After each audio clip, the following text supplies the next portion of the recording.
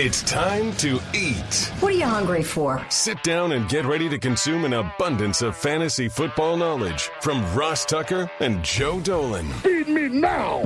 I'm starving. On the Fantasy Feast Eatin' Podcast. Yeah, let's eat, baby. It is the Fantasy Feast Eatin' Podcast presented today by FantasyPoints.com because that is who Joe Dolan works for, a partner of, whatever. And we love FantasyPoints.com. The season's happening. I don't know if you guys noticed, every team kind of played a game already. So get on board with FantasyPoints.com. Use the code FEAST, all caps. You get a little discount. You get all of the knowledge dropped by Joe and the cast of millions at FantasyPoints.com. And you get a chance to get this week's free Madden code that I will announce on Friday's Ross Tucker Football Podcast. But you got to send it to me, Ross at RossTucker.com, with either the DraftKings Sportsbook app. You put in the code Ross, or FantasyPoints.com. You use the code FEAST. I keep mentioning this guy named Joe. If you're new to the show, that's probably very confusing. His name is Joe Dolan. He is one of the best fantasy analysts in the business. I didn't even send this to you yet, Joe. I took a screenshot. But on our private Slack channel for the Tuckheads, people that are patrons of the show, patreon.com/RTmedia, they all were singing your praises. There's like 5 posts in a row. I guess at some point I mentioned Evan, and they were like, dude, you got to stop mentioning Evan. Joe's awesome. By the way, if I mention Evan, it's not a slight Evan's to Joe. Evan's really good at what he does. Friend. Yeah, Evan's really good at what he does. Joe is really good at what he does, which is why I've been loving these shows. Check out Joe on Twitter at FG_Dolan. I'm at Ross Tucker NFL, pretty much across the board. Twitter, Instagram, Facebook, YouTube.com/Ross Tucker NFL. Go to any social media platform, type in Ross Tucker NFL, good things will happen. That's pretty much the answer. At Ross Tucker Pod is where we're at on Twitter and Instagram. And Joe, let's get right into it, man. There's no reason to mess around. We want to start with Thursday night football. It's the Bengals. It's the Browns. I guess we got to start with the Browns. Pretty disappointing performance against Baltimore.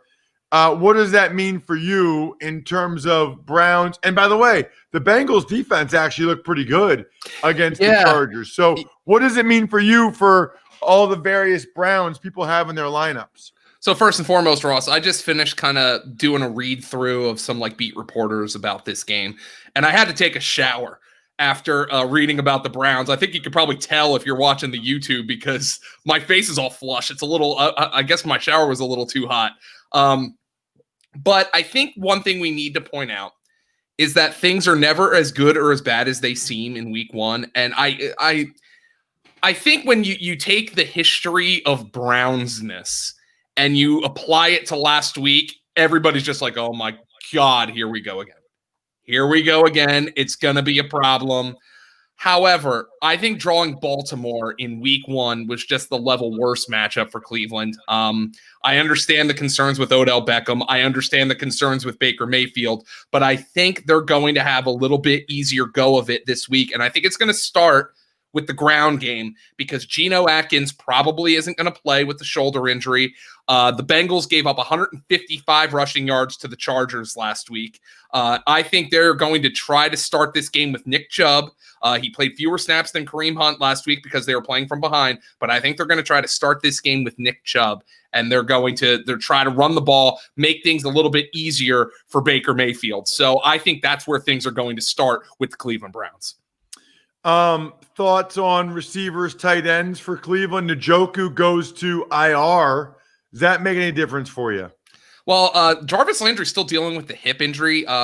We haven't gotten a full practice report from Wednesday, but he didn't practice on Tuesday, which is kind of concerning for me. I wonder if he's just getting like a rest day. The other concern I have for the Browns is how banged up their offensive line is. Jack Conklin's missed a couple of practices this week with ankle and I believe a finger injury.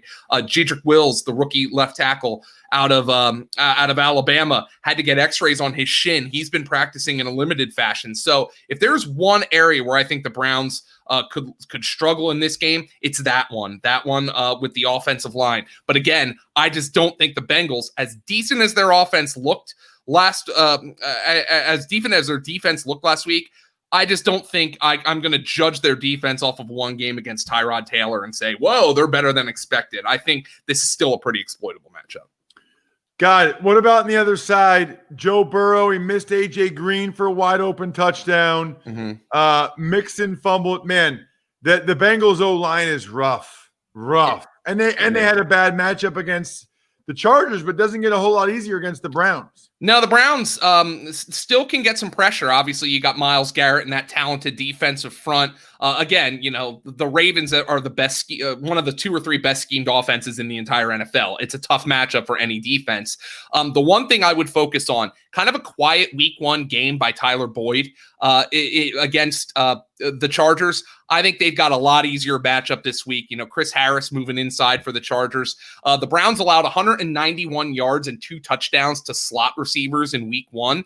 That's the 3rd most yardage and the 2nd most touchdowns. They are still thin at corner. Kevin Johnson with a liver injury and Greedy Williams with a shoulder injury are missing practice this week. I expect Joe Burrow to put up bigger passing numbers this week against Cleveland. I truly do. I think it's a good game for A.J. Green and especially for Tyler Boyd.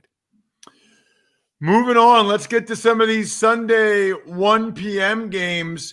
We'll start with Gardner Minshew, James Robinson, Laviska Shenault, and your undefeated Jacksonville Jaguars.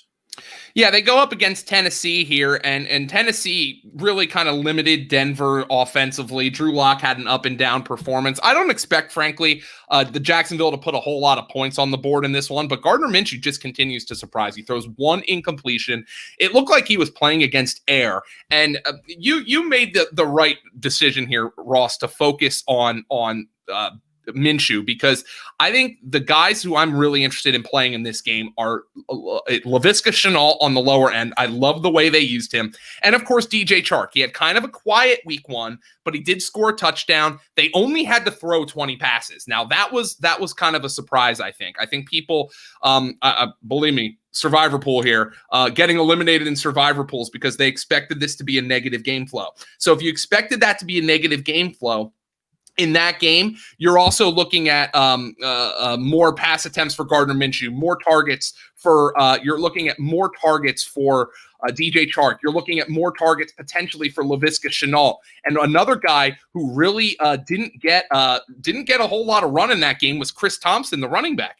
Well, I think he's going to be the Jaguars' 3rd down back. However, if the Jaguars aren't going to be playing from behind, then you definitely take a look at James Robinson. However, again, things are never as good as they seem in week 1, nor are they as bad as they seem. The Titans are 9-point favorites in this game. That projects to be a negative game flow, which means I think you can consider Gardner Minshew, DFS, maybe a 2-quarterback league. Probably don't want to play him just yet in a 1-quarterback league, but you could consider him. I think Shenault and DJ Chark are my favorite plays. With the Jaguars 9-point underdogs, I want to see how they play from behind. I think James Robinson is more of a flex type of option for Jacksonville. On the other side, Titans moved the ball decently, had a tough time kicking field goals, as we all saw. Yeah. What do you see from them against the Jags defense, which, man, CJ Henderson, what a debut for a rookie. So, he had an awesome game. So maybe that's a concern for A.J. Brown here, who did not have a great game in week number 1. Meanwhile, Corey Davis goes nuts. I'm not going to freak out just yet about Corey Davis. We have seen him flash in the past, but definitely keep him on the radar, especially in deeper leagues. Maybe you wanted to pick him up this week. Nor am I panicking about Derrick Henry, by the way. I think I mentioned on last week's podcast that the Broncos managed to hold Derrick Henry to his worst game of the 2019 season. And I mean, you're going to take 3 catches for 15 yards and 116 yards rushing from Derrick Henry any game, even if they're holding him to under 4 yards per carry. So I'm looking at Derrick Henry, realizing this is a Jaguar defense that he has utterly crushed throughout his career. I think you remember seeing him go down the field for 90 some yard touchdowns against the Jaguars.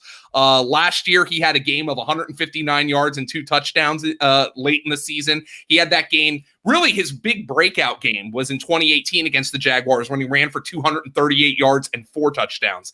I still am not a huge believer in this Jaguar defense. They gave up a ton of production to the Colts running backs last week, even after Marlon Mack went out.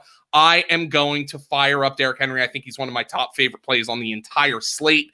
And another guy to point out, how about Jonnu Smith kind of quietly having a good week 1 game? He's somebody who I think is on the tight end 1 radar right now. But downgrade A.J. Brown a little bit.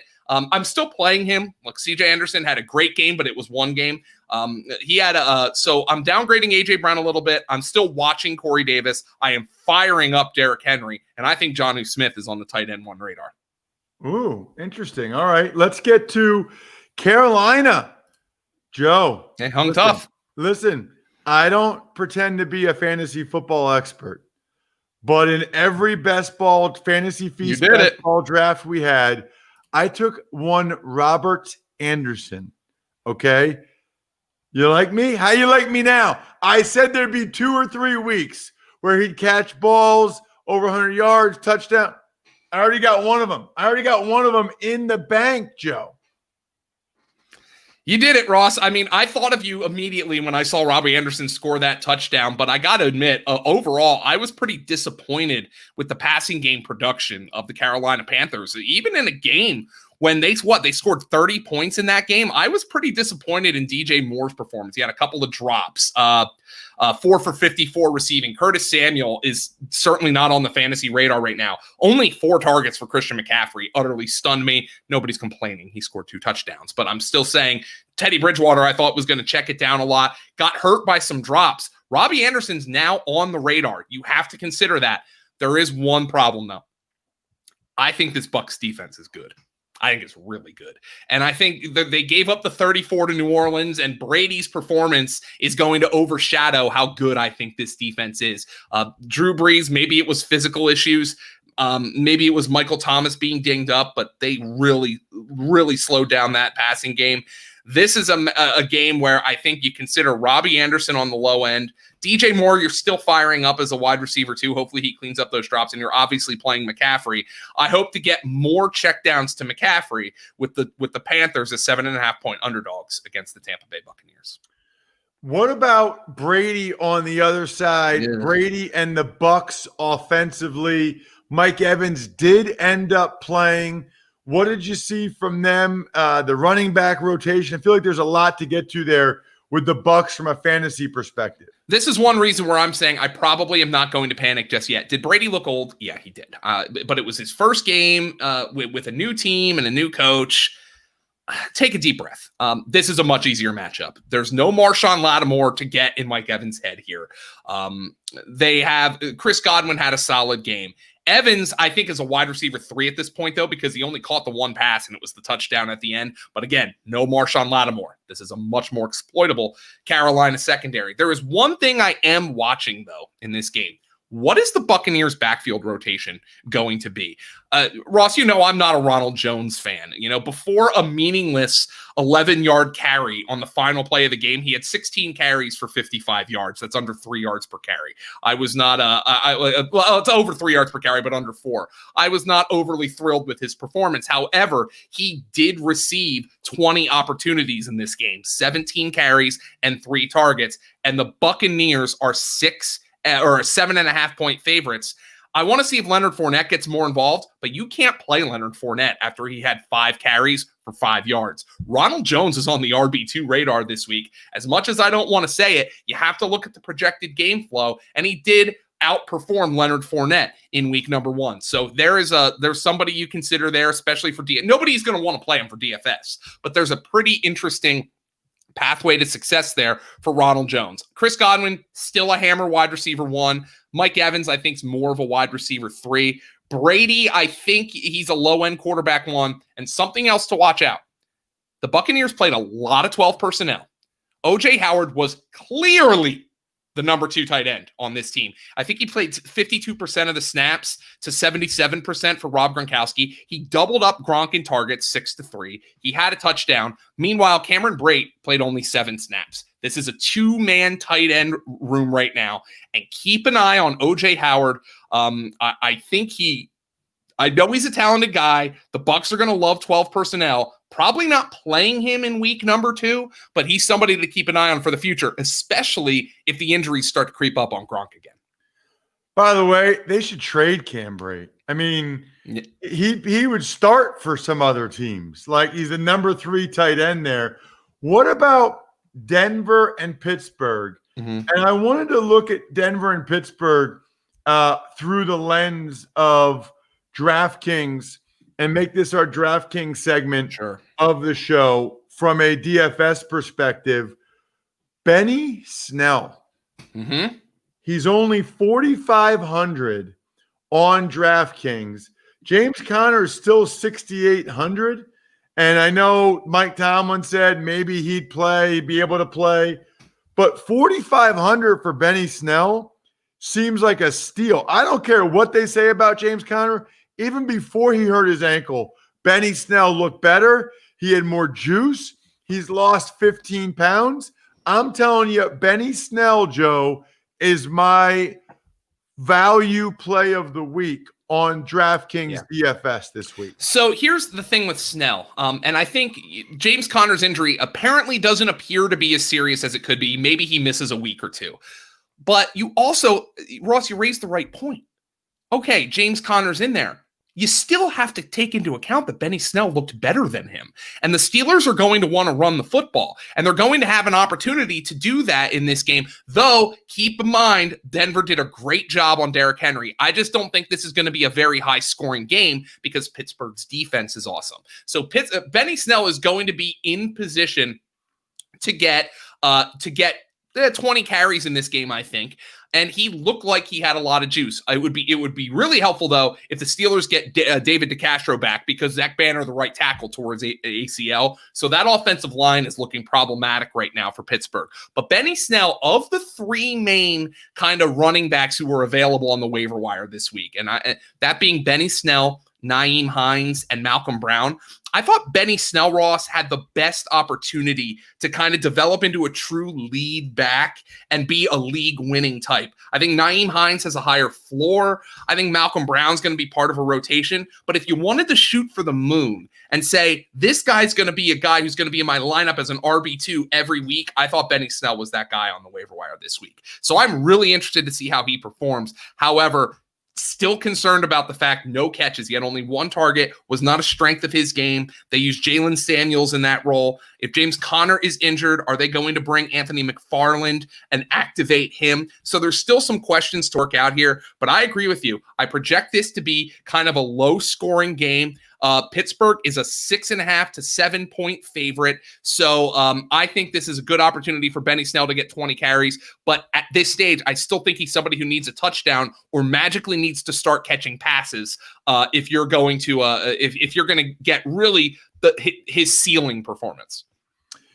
Just for context, Jonathan Taylor, 5,700, Nyheim Hines, 9,300, Ronald Jones, 5,200 on DraftKings. What about the receivers and tight ends for the Steelers? They got a lot of mouths to feed there, it feels like. And we had, because we pushed Deontay Johnson heavily at FantasyPoints.com this offseason, we had angry people in our mention. He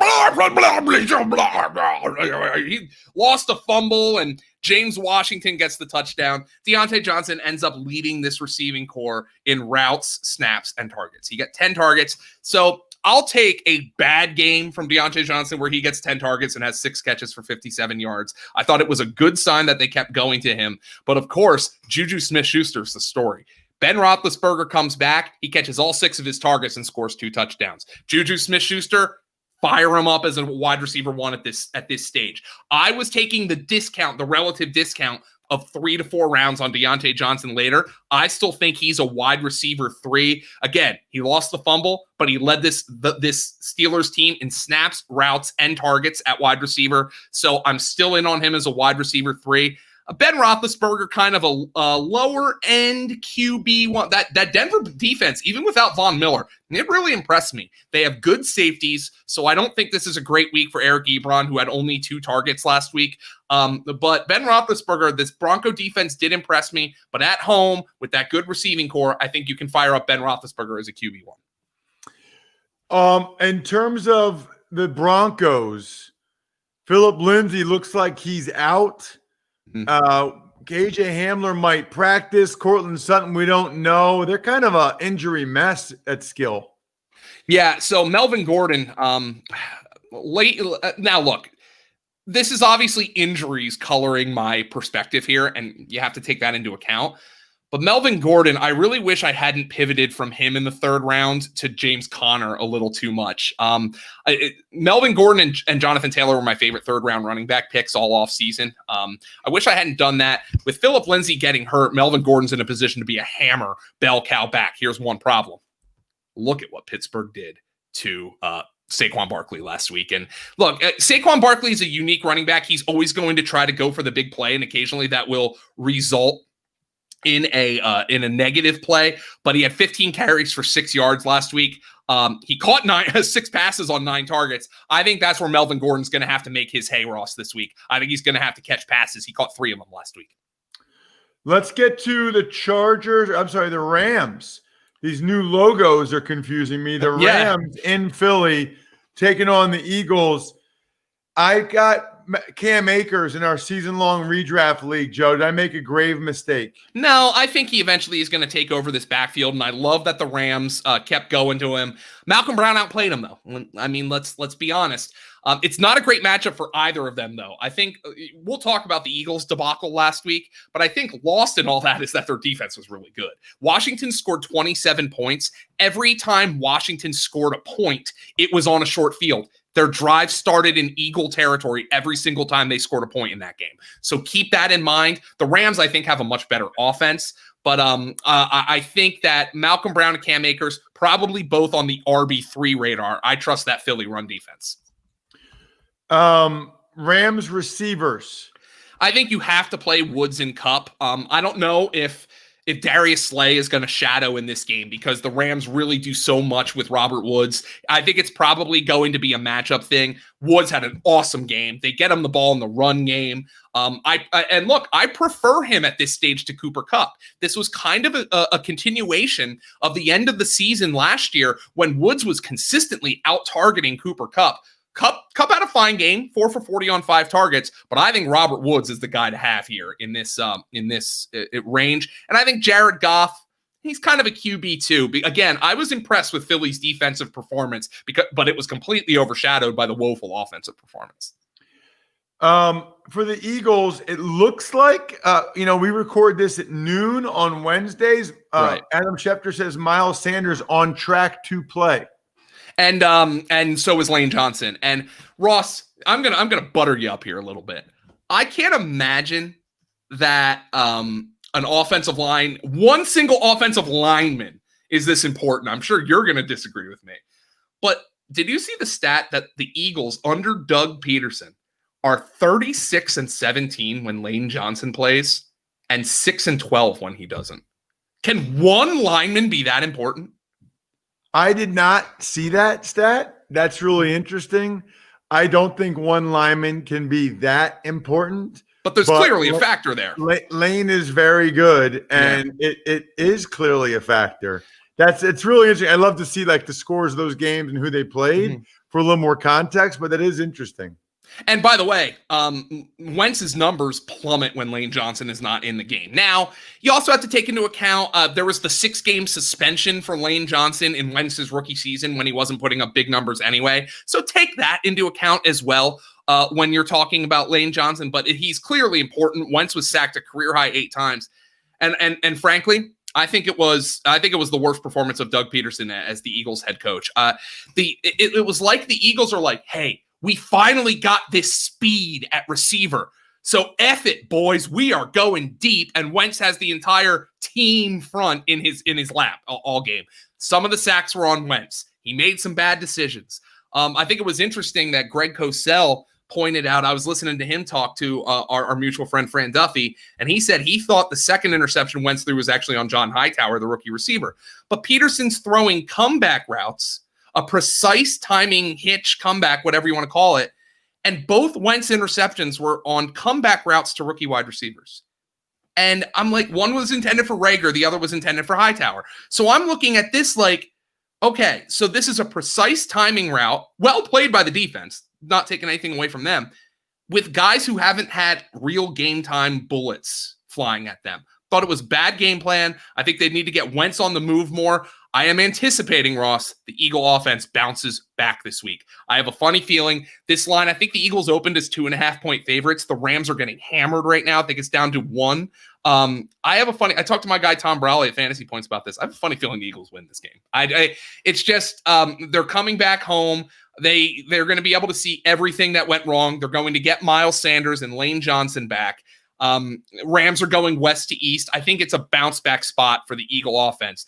But I also think this is a massive game for Zach Ertz. I think the Eagles are going to be more conservative with the passing game. They're going to take their shots to Jalen Reagor and Deshaun Jackson.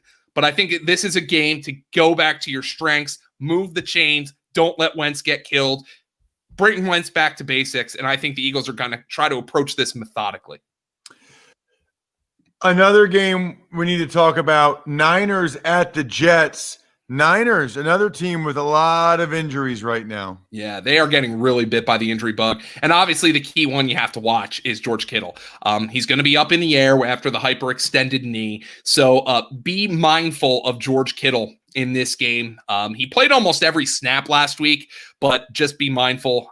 Do the 49ers approach this and think we're going to be able to beat the Jets? So let's not rush George Kittle. That's the big one. They signed Mohamed Sanu this week. Brandon Ayuk might be back, but this is a really bad receiving core. Probably not touching Jimmy Garoppolo, even with the good matchup. Maybe you trust Kyle Shanahan and you're like, hey, for DFS, I'm going to take the matchup. But if George Kittle doesn't play, all bets are off here. Raheem Mostert looked phenomenal. He's an RB2. Fire him up. Name to watch for the 49ers, though. And I understand the air quality was a concern for Tevin Coleman, who has the sickle cell trait, so they didn't play him a whole lot in week 1.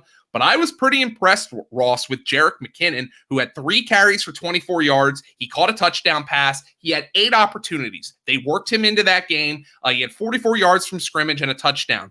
And I go back to, I read an article in The Athletic, and the 4 guys who cover the 49ers beat, they all took the over on 550 yards from scrimmage this year for Jerick McKinnon, and they got him involved in week number 1, and I think his performance is enough for them to be excited going forward. But right now, especially with Kittle injured, for me, it's basically Mostert or bust unless Kittle plays. Anything else on the Niners before we get to the Jets? We don't have much on the Jets either, Ross, to be quite frank. But no, I think the Niners are a pretty simple team right now. Not a great fantasy outlook for them. All right, Lev Bell's on IR. They signed Kalen Ballage. Start him if you have him, right? Just fire him up in every lineup you got. Kalen. Thank you. The Jets, honestly, if Jamison Crowder didn't break that one wide receiver screen, that was one of the most inept, pathetic performances. I mean, I guess other than Jamison Crowder, is there someone in the Jets team to consider? I mean, maybe Brashad Perriman. You might be surprised by this, Ross, but despite Brashad Perriman missing basically all of the end of training camp with knee swelling, he was the only wide receiver in week number 1 to play 100% of his team snaps. He played every single snap. So I guess that's a good sign for Brashad Perriman, but they also put Denzel Mims on IR. Perriman had just 3 targets for 17 yards, 3 receptions for 17 yards, but he did face off against Tre'Davious White. He will not, the Niners are without Richard Sherman this week. I'm still not playing Perriman. The only 2 guys I'm considering for the Jets right now, nobody in the backfield. I'm just considering Jamison Crowder and Chris Herndon, and that's it. Let's get to Buffalo at Miami. Buffalo. Josh Allen, man. I mean, he was great. I know he had the fumbles and the bad throw, but he put up a lot of numbers. Yeah, so Josh Allen, look, he's going to it's kind of like what we say with Wentz, right? Like he's gonna do some dumb things, and we'll talk about that when we get to Daniel Jones. He's gonna do some dumb things, but for fantasy, I'd rather have a quarterback who's willing to try to make a play and occasionally will do something dumb than a guy who's never going to take a risk like a Sam Bradford or a Teddy Bridgewater. I would so much rather have the aggressiveness. That's why Jameis was good for fantasy last year, despite the 30 picks. Josh Allen is I just love what Brian Dable's been doing. They had him throw, Ross, they had him throw 46 passes in a game they won. They were leading from the get-go. And I feel like this was a designed thing where like, dude, Josh is cooking. We're going to let him throw the ball. And I wonder if this week is going to be the same. However, there is something to watch. John Brown, who had a big game in week 1, is not practicing as of Wednesday with a foot injury. So that's something that has to be monitored. But Josh Allen is a hammer quarterback 1 this week against a Miami defense that gave up 2 rushing touchdowns to Cam Newton. What else for the Bills? Zach Moss score. Talk to me about the Bills skill guys. Well, I wasn't terribly impressed with either Moss or Singletary, but I think with Devin Singletary, it completely justified my decision to fade him. I was taking Zach Moss at a discount. Let's wait to see how this backfield shakes out, but I think both guys are RB3s at best. Keep an eye on the status of John Brown, but Stephon Diggs, wide receiver 2, I liked what he did. It is a tough matchup against Miami, though, with those great outside corners. For Miami, I don't know. Wasn't a lot there, Joe. What do you have for them? Well, Devontae Parker's dinged up. If he misses, Preston Williams is going to get Tre'Davious White. So no thank you. Don't want to deal with that. Certainly don't want to deal with Ryan Fitzpatrick. This backfield, Jordan Howard is droppable. Jordan Howard played like 9 snaps in that game. And I know he scored a touchdown, but he is droppable. The lead back for Miami, Ross, do you know who it was? Do you know who played the most snaps for the Miami backfield? You're going to tell me it wasn't Breida or Jordan Howard? It was Myles Gaskin, who played 63% of the offensive snaps. Wow. He is a deep league pickup right now, but I have no confidence in playing anybody on this Miami team in week 1.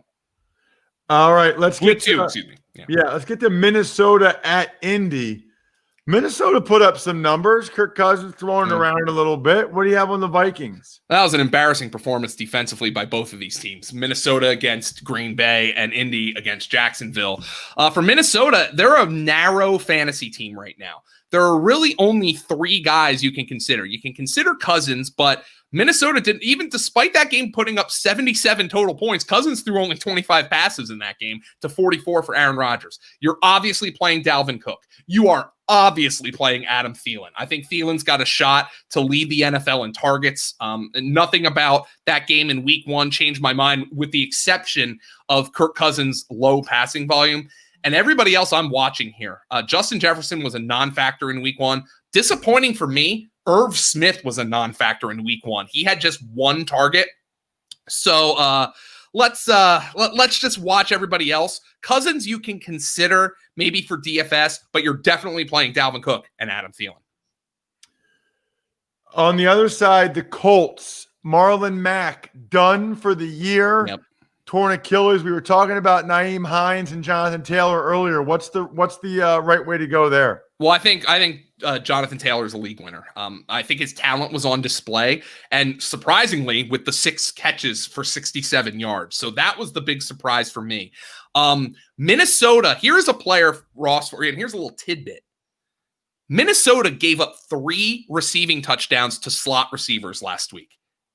Paris Campbell came out with 6 for 71 on 9 targets, predominantly playing out of the slot. I love him as a pickup, and I love him for DFS this week against Minnesota, a defense that really struggled with slot defenders. Jonathan Taylor is an RB1. Nyheim Hines, I think, is a PPR RB2, RB3, because we know that Phillip Rivers is going to check the ball down. And you mentioned CJ Henderson from Jacksonville. He put the clamps on T.Y. Hilton. I think T.Y. Hilton, who had 9 targets in week 1, is going to bounce back against this Minnesota defense that was massively disappointing against Green Bay last week.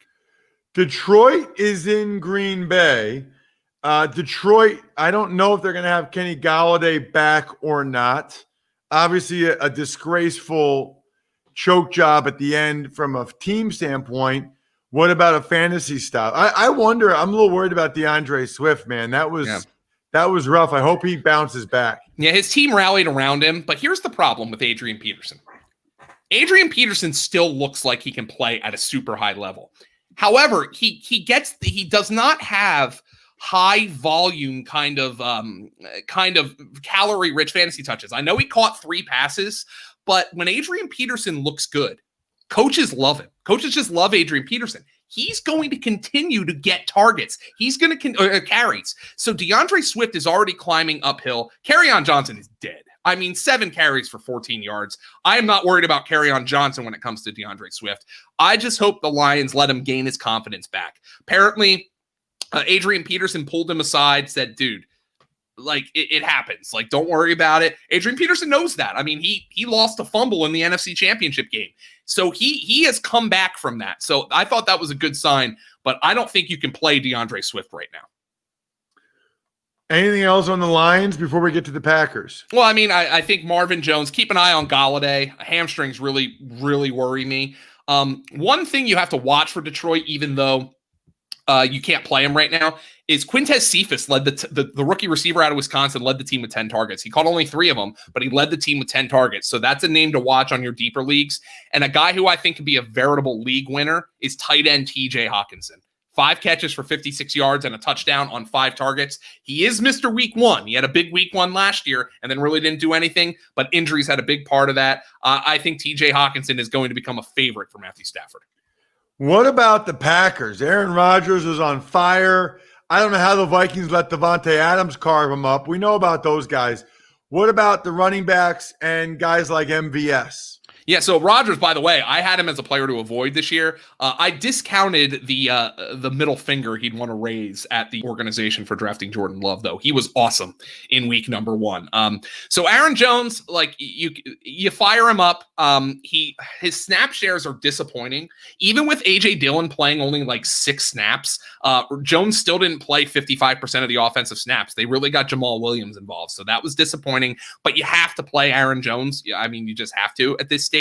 When it comes to the wide receivers, I think you can pick up both Valdez-Scantling and Lazard. Valdez-Scantling's a bigger play, higher reward kind of guy. Lazard, though, Aaron Rodgers came out after the game and he said, you guys know, he said to the reporters, you've covered me long enough to know trust is the number one thing for me when it comes to wide receivers. It's why fantasy Twitter superstar Jeff Janis never got on the field because Aaron Rodgers didn't trust him. But he said, since he saw Allen Lazard in training camp last year, he knew there was something different about him. And he knew that this was somebody I'm going to be able to trust. Allen Lazard, it should be rostered in every fantasy league right now, because if he has that trust from Rodgers, Rodgers will be more aggressive in throwing him the football. Let's get to Atlanta and Dallas. I don't know if you heard Monday's Ross Tucker football podcast, Joe, but I no longer call them the Atlanta Falcons. Okay. They are the fantasy Falcons. Yeah. Matt Ryan will get his. Julio gets his. Calvin Ridley gets it. Everybody has a good fantasy day, but they lose the game. I mean, it's just that's the Atlanta. When I think of the Falcons, that's what I think of, the fantasy Falcons. Yeah, this is a game where you expect a lot of points to be scored. With Atlanta, all Julio, Ridley, and Gage all go for over 100 yards on 12 targets. So we have people just utterly panicking about Hayden Hurst. I get it. He goes for 3 for 38 on 5 targets. Ross, he led all tight ends in week 1 in routes run. The opportunities are coming for Hayden Hurst. Seattle has great safeties. You have Jamal Adams and Quandre Diggs, okay? Dallas has terrible safeties. I think this is a great matchup for Hayden Hurst. Gurley's a low-end RB2. I wasn't terribly impressed with him. But Julio and Ridley, you fire those guys up. Russell Gage is viable in a flex spot. I'm going back to the well with Hayden Hurst against Dallas's terrible safeties this week. Matt Ryan, I mean, I think they're going to have to throw a ton in this game because I think Dallas is going to score, Ross. Yeah, so let's talk about Dallas. Blake Jarwin out for the season. Does that make any difference in any way for you? Yeah, because I think it gives more opportunity to CeeDee Lamb, Michael Gallup, and Amari Cooper. So you raise the ceiling of all those guys. And all 3 of them are viable. You're definitely playing Cooper and Gallup, and I think Lamb is in consideration for a wide receiver 3, especially against this terrible Atlanta defense. Dak Prescott, frankly, if I had all 5 of these guys, I would probably be starting all 5 of them this week. Dak Prescott, Ezekiel Elliott, Cooper, Lamb, and Gallup. I was a little bummed though, Ross. Did Dallas's offense do anything special to you? I mean, it just kind of seemed like they were going through the motions, and they were letting the talent try to dictate without doing anything creative. I did not think that was a particularly appealing fantasy performance from them in week 1. No, I agree. Let's get to the Giants and the Bears. Giants, Slayton had some plays on Monday night. They're getting Saquon split out a lot. He's running a bunch of routes. They're targeting him. Frankly, they should have just gone empty and thrown the ball every play because Jones was throwing it pretty well, and they could not run the ball a lick. Yeah, so I think Pittsburgh's defense was the reason for that, although the Giants' offensive line is not very good. And, you don't think Chicago's defense is no pushover. So the fact of the matter is, though, you fortunately have this decision taken out of your hands. You have to play Saquon Barkley, okay? I understand he had 6, but he caught 6 passes for 60 yards. You have to play him. You can't do anything else. You took him 2nd overall. And, I mean, when a guy can put up 12.6 fantasy points when he rushes for 6 yards, number one, that's an argument against PPR. But number 2, it just shows you how valuable he is for fantasy. So Saquon Barkley, you got to play him. The only other guy I'm really considering here for the Giants, I think Daniel Jones is viable. Like I said when we were talking about Josh Allen and Carson Wentz, I like the fact that he tries to make plays, and that's good for fantasy, even if some of those plays go very poorly, like the interception to Casey Hayward in the end zone. But he runs around. He's viable this week. And then I think you have to play Darius Slayton. But it's Slayton, Daniel Jones, and Saquon Barkley. I was really disappointed, Ross, in the game from Evan Ingram. 2 catches for 9 yards on 7 targets. We're at the point. Do you think it's fair to wonder if this kid's got it? He was terrible. Yeah. He missed several blocks as well. He dropped passes. He was terrible. Yeah, he was awful. He really was. He was awful. I mean, it's fair to wonder if this kid's got it at this stage. Maybe you fire him up for one more week, though, because as I mentioned when we talked about Detroit, Chicago gave up the big game to TJ Hawkinson last week. Okay, let's get to the Chicago side of it and what you're doing there. Well, I'm playing Allen Robinson. I got so many questions about Allen Robinson this week, and people are like, oh my God, they're going to cut him. They're going to trade him. And I'm like, Allen Robinson's just doing the same thing Alvin Kamara and Dalvin Cook did, and they just got paid.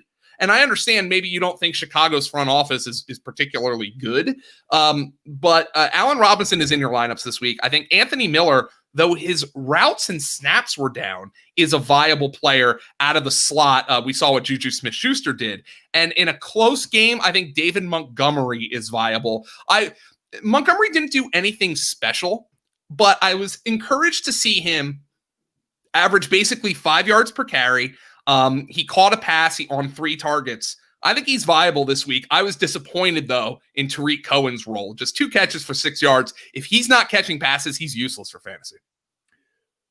11 games in the books. There's only 5 late games.